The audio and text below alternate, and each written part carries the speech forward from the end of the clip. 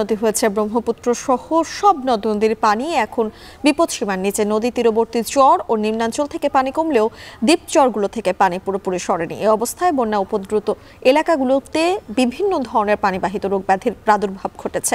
আর জানাচ্ছেন মমিনুল ইসলাম মঞ্জু। কুড়িগ্রামে সার্বিকভাবে বন্যা পরিস্থিতির উন্নতি হতে শুরু করেছে। ব্রহ্মপুত্র, ধল্লা, তিস্তা, দুধকুমুর সহ নদ নদীগুলোর পানি বিপদসীমার নিচে নেমে এসেছে, যার ফলে এখন কিন্তু নদী তীরবর্তী যে চর গ্রামগুলো আছে সেখানের বাড়িঘর থেকে পানি সরে যেতে শুরু করেছে। তবে দ্বীপ চরগুলোর মধ্যে যে বাড়িঘর আছে সেখানে এখনও পানি আছে, কমলেও কিন্তু পানি আছে, তারা কিন্তু এখনও পানিবন্দী অবস্থায় আছে।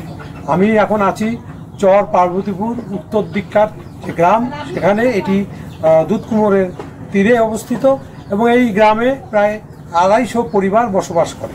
তারা বলছেন যে তাদের সবার বাড়িতেই পানি উঠেছিল, এখন পানি নেমে গেছে। এখন তারা দেখছেন নানান ধরনের ক্ষত, বাড়িতে কাদা জমে আছে, ক্ষেত খামারে কাদা জমে আছে এবং তাদের বাড়ি ঘরের অনেক ক্ষয়ক্ষতি হয়েছে। তো তারা আরও বলছেন যে এই মুহূর্তে তারা সবচেয়ে যে বেশি সংকটে পড়েছেন সেটা হলো পানিবাহিত রোগ ব্যাধিতে তারা পড়েছেন। বিভিন্ন ধরনের রোগতে তারা আক্রান্ত হচ্ছে, বিশেষ করে জ্বর, সর্দি, কাশি এই ধরনের রোগগুলোতে তারা আক্রান্ত হচ্ছেন এবং হাতে পায়েও ঘাও হয়েছে অনেকের। তো এ প্রসঙ্গে সিভিল সার্জন জানিয়েছেন যে তারা এখন আশঙ্কা করছেন যে পানি কমে গেছে, স্বাভাবিকভাবেই পানিবাহিত রোগ ব্যাধিতে লোক আক্রান্ত হওয়ার শঙ্কা রয়েছে। এই জন্য তাদের 84টি মেডিকেল টিম এখন মাঠ পর্যায়ে কাজ করছে এবং তারা নৌকায় করে স্বাস্থ্য প্রচারণা, স্বাস্থ্য সচেতনতা সম্পর্কে প্রচারণা চালাচ্ছেন এবং তিনি আরও জানিয়েছেন যে এই বন্যায় এবার এখন পর্যন্ত 4 জন শিশুর পানিতে ডুবে মৃত্যু ঘটেছে। এই ছিল কুড়িগ্রামের বন্যা পরিস্থিতির সর্বশেষ তথ্য।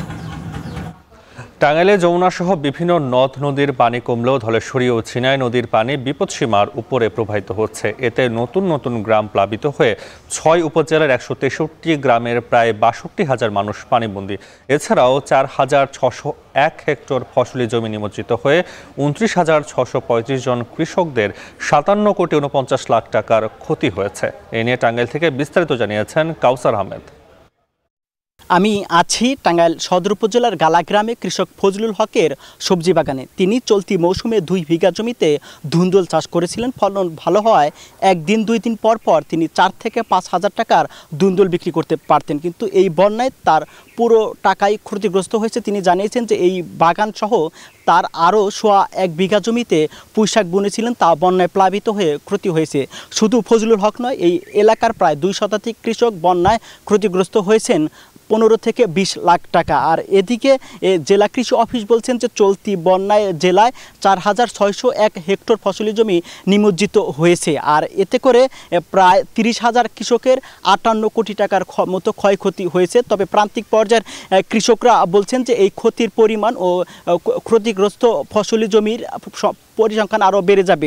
আর এর মধ্যে কৃষি অফিস জানিয়েছেন যে 100 হেক্টর বীজতলা, 200 হেক্টর তিল, 600 হেক্টর সবজি, 800 হেক্টর আউশ ধান, 1300 হেক্টর পাট ও 1700 হেক্টর বোনা আমন রয়েছে। আর তারা এই প্রান্তিক পর্যায়ের কৃষকরা এই ক্ষতির পূরণ দাবি করেছেন। আর এদিকে কৃষি অফিসার বলছেন যে ক্ষতিগ্রস্ত কৃষকের তালিকা করা হয়েছে, বরাদ্দ পেলে তাদের সহযোগিতা করা হবে। আর জেলা প্রশাসক জানিয়েছেন যে যমুনা সহ বিভিন্ন নদ নদীর পানি কমলেও ঝিনাই, ধলেশ্বরী নদীর পানি বিপদসীমার উপর দিয়ে প্রবাহিত হয়ে 6টি উপজেলার 123টি গ্রামের প্রায় 62,000 মানুষ পানিবন্দী হয়েছে।